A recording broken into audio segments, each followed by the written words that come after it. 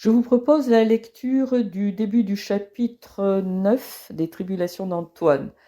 Après quelques déboires avec son ami Lucette, Antoine a finalement décidé de s'engager dans l'armée. Un soleil écrasant, des tas de cailloux à perte de vue, quelques rares touffes de végétation. Sur une butte, 4 hommes, en treillis, à plat ventre derrière un plus gros tas de cailloux, quasi immobiles, ne bougeant que pour s'essuyer le front avec leur chèche ou pour avaler une gorgée d'eau.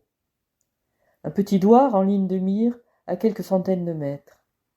3 de ces hommes, en appui sur leur coude avec une arme au-dessous de leur torse et le doigt sur la gâchette, des appelés du contingent. Le 4e, équipé de jumelles de longue portée, posé sur des yeux fatigués par de longues heures d'observation, leur chef, le caporal Antoine Biette, affecté depuis son arrivée sur le sol africain à la division d'infanterie d'Orléansville, à l'ouest d'Alger. Leur mission, en ce jour déjà chaud d'avril 1957, consistait seulement à observer les villageois afin de repérer d'éventuels comportements suspects que consignerait Antoine dans un rapport de retour à la base. Il s'agissait, comme pour toutes les autres opérations, de débusquer les rebelles algériens du FLN.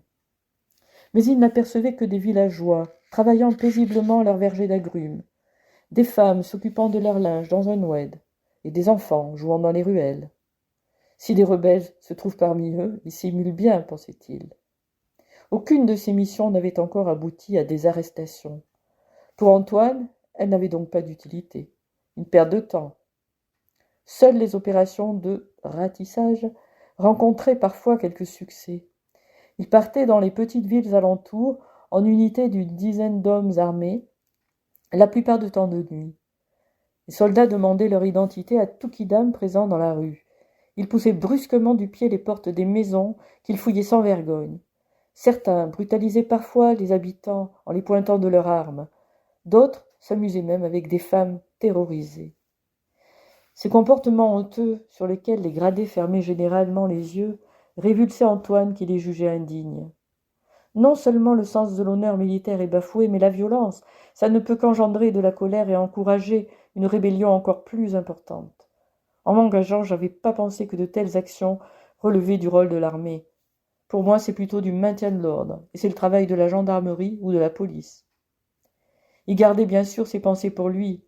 La plupart de ses camarades avaient une image tellement négative des Africains du Nord, ces sales bougnoules, comme il disait, qu'il se serait fait chambrer, au mieux, ou pire dénoncer pour allégeance à l'ennemi.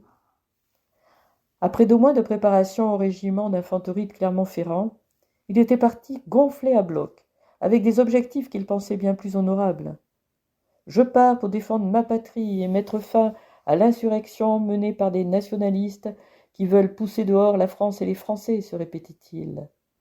Très naïf, malgré ses 27 ans, et surtout mal informé, il s'était imaginé partir pour une guerre de l'ancien temps. Une rangée de soldats fringants, bien alignés, faisant face à une rangée d'ennemis tout aussi fringants et alignés, et chargeant afin de gagner du terrain. Il entendait même le son du clairon.